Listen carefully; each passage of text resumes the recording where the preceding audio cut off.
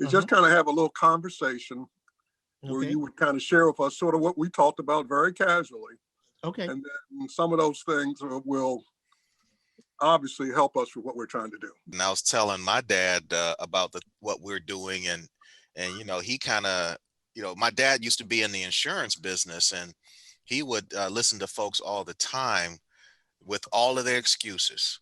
hmm It was because of my mom's death, well, my mom and dad's death, that just pointed out to me the importance of having everything in order. And that is what inspired me to get mine in order, because of my parents. And it just made it so easy because they had everything in order. And in their case, if it hadn't been in order, we got 6 kids. I'm the oldest of 6 kids. And before my dad and my mom married, my dad had 2 kids before they married. They weren't, he wasn't married before, but he had 2 kids. If we hadn't had things laid out, we could have been involved in lawsuits. We could have been all kinds of stuff. But because it was laid out, I'm the oldest of the 6, so I'm the executor.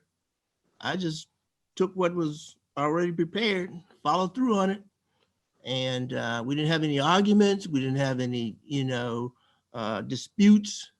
But if that had not been done, we could have been involved in some significant problems. And when we think of our environments today, many of us have been in more than one marriage. And as you said, JP, that again is something that complicates things. And so if you don't have things, even in my case, I have stepkids. And so it just made me realize, hey, you need to go ahead and lay things out so that if something were to happen, it's clear what you want to happen, and it eliminates people trying to guess and who should get this and who should get that and what we should do about this and that. That forced me to do it take care of mine, because I saw the benefit of my mom having put together everything, a will, so that we wouldn't have that problem. But it came as a result of my mom realizing there is a potential here. So we're going to do, she talked to my dad about it and he agreed.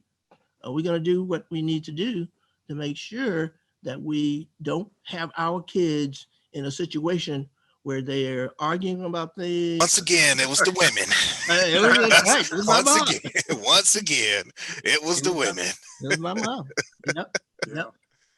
So you knew probably 20 years ago, 10 years ago, before that. So there was a distance of time between the point in which you knew that they had a will to the point in which they passed, and then you got yours together. You follow me? Yes.